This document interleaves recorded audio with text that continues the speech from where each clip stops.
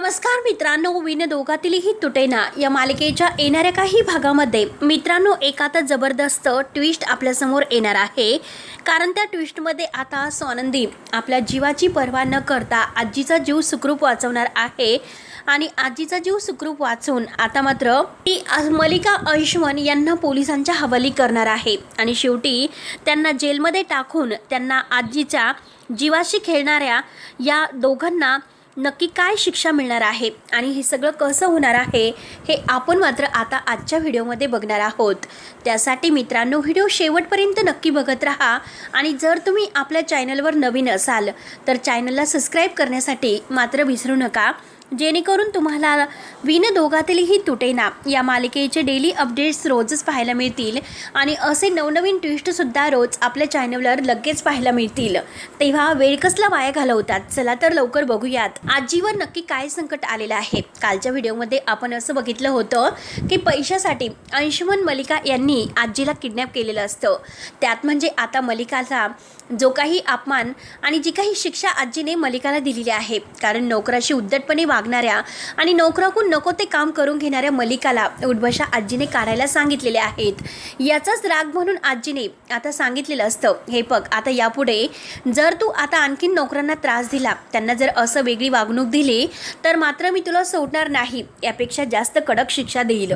म्हणून आता नोकरांसमोर आजीने तिचा केलेला अपमान याचा बदला आता मलिकाला घ्यायचा असतो.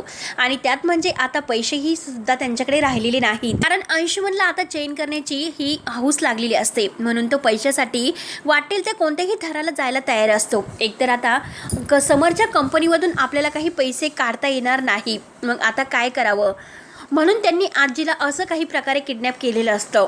परंतु एक चूक मात्र तिथे करून ठेवलेली असते, जो काही आता अंशुमनचा दुसरा नंबर आहे आणि त्या नंबरवरून जेव्हा तो कॉलिंग करतो म्हणजे जे काही धमकायला, तर त्या नंबरची कॉलिंगवरून आता जे काही आता हे स्वानंदीने काढलेलं रिपोर्ट आहे आणि त्यानुसार मात्र कॉलर आय डीवरून तिने सगळं काही आता व्यवस्थितरित्या हे म्हणजे पकडलेलं आहे. आणि त्यावरून मात्र आता स्वानंदी ही आजीपर्यंत पोहोचणार असते.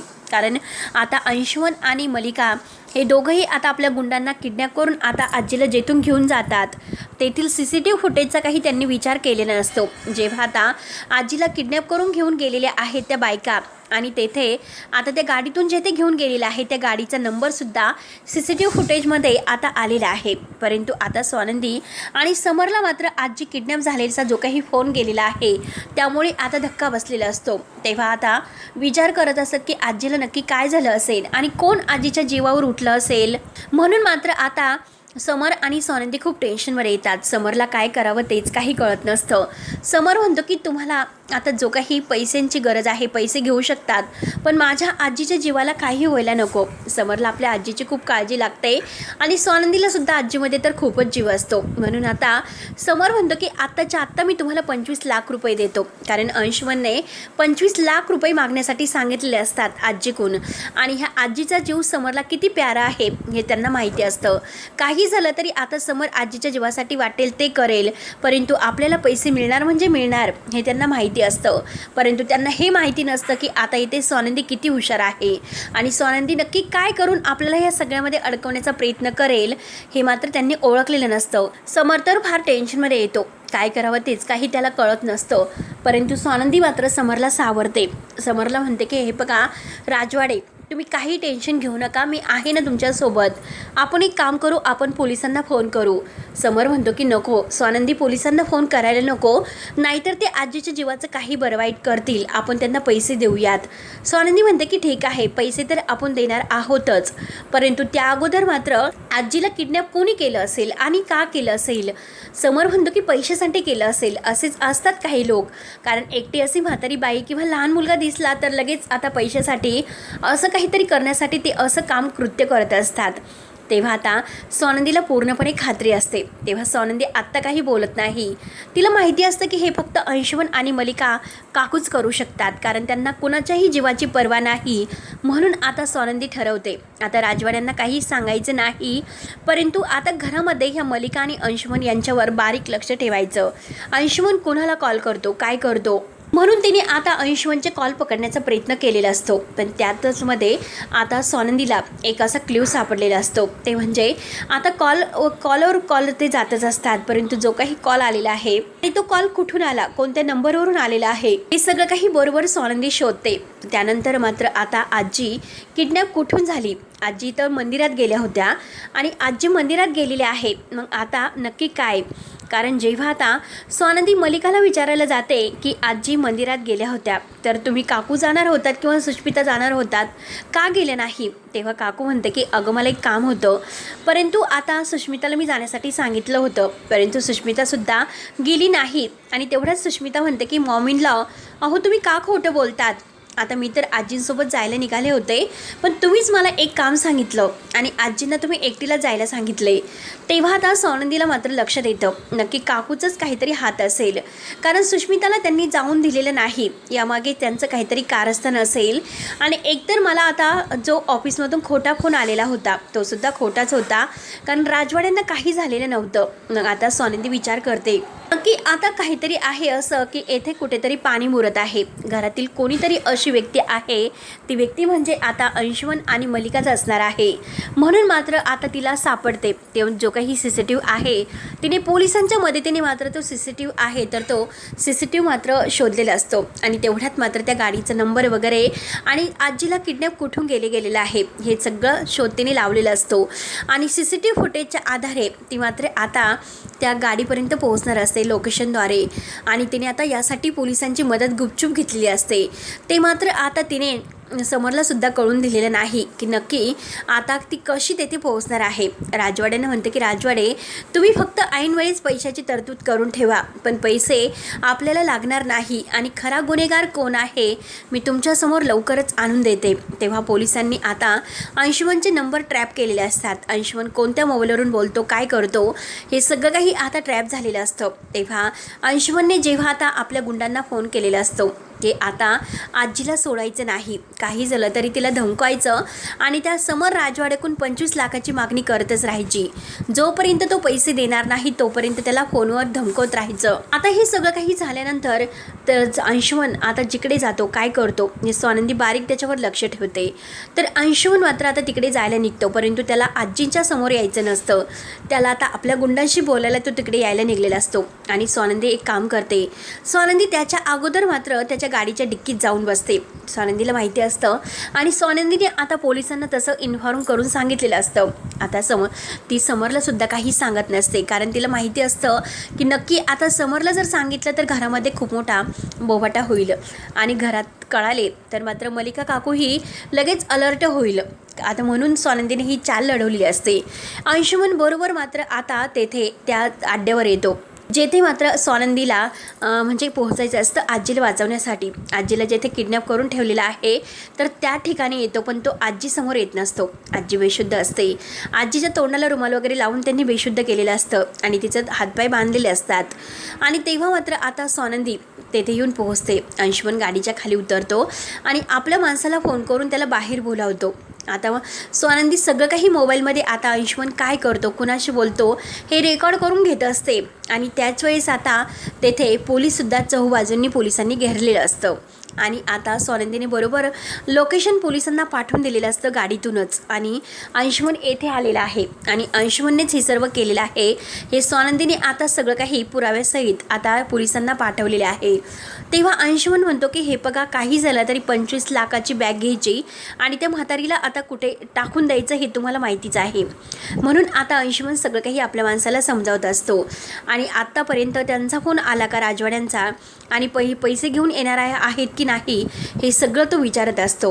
आणि त्याच वेळेस मात्र आता समर अजूनपर्यंत घरीच असतो, कारण स्वानंदीने सांगितलेलं असतं जोपर्यंत मी तुम्हाला कॉल करत नाही तोपर्यंत मात्र तुम्ही कुठेही हलू नका आणि पैसे घेऊन मी तुम्हाला आजींना सुखरूप घरी घेऊन येते.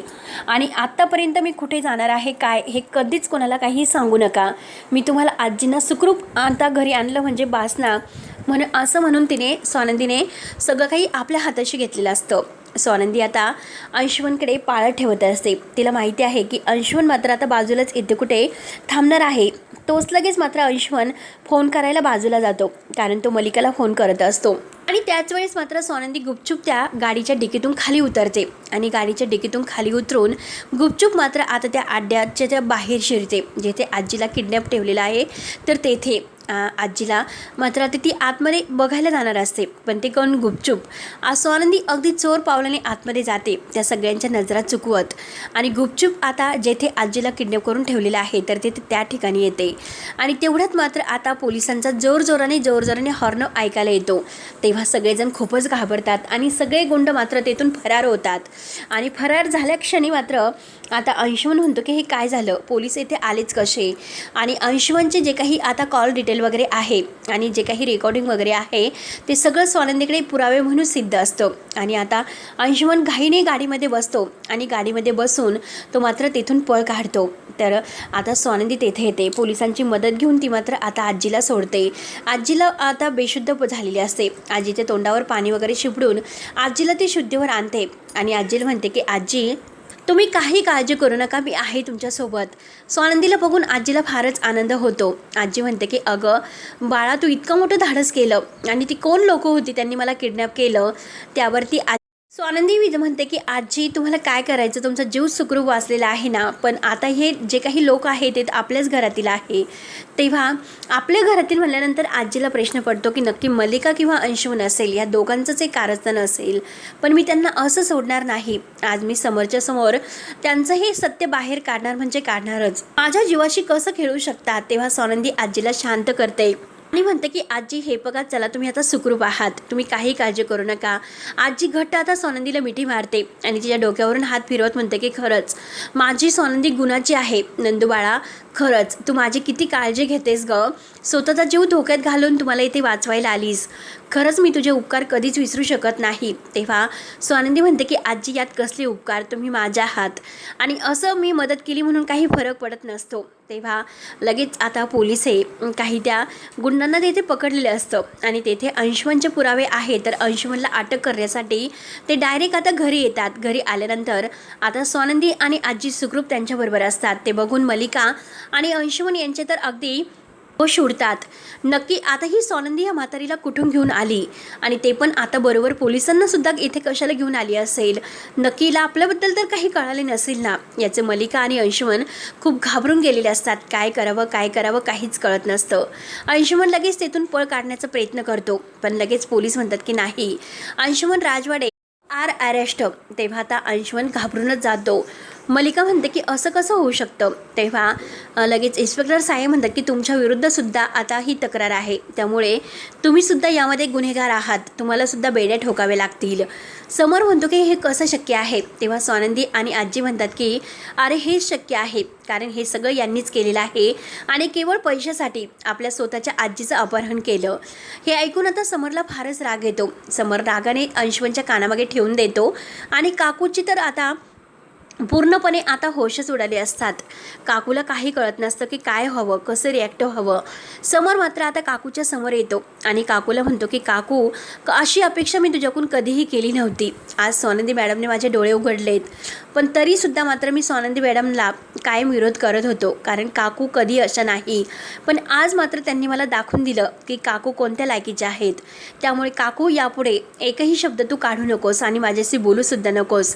तुझी जागा आता शेवटची जेलमध्ये असेल. तेव्हा लगेच काकू ही समरच्या हातापाया पडायला सुरुवात करते. तर मित्रांनो, पुढे नक्की काय होईल. समर आता आजीला अपहरण केल्याबद्दल यांना जेलमध्ये पाठवेल की आता काय करतो, हे बघणं आता खूपच इंटरेस्टिंग ठरणार आहे. तेव्हा मित्रांनो, पुढे काय होणार आहे बघायला विसरू नका. तोपर्यंत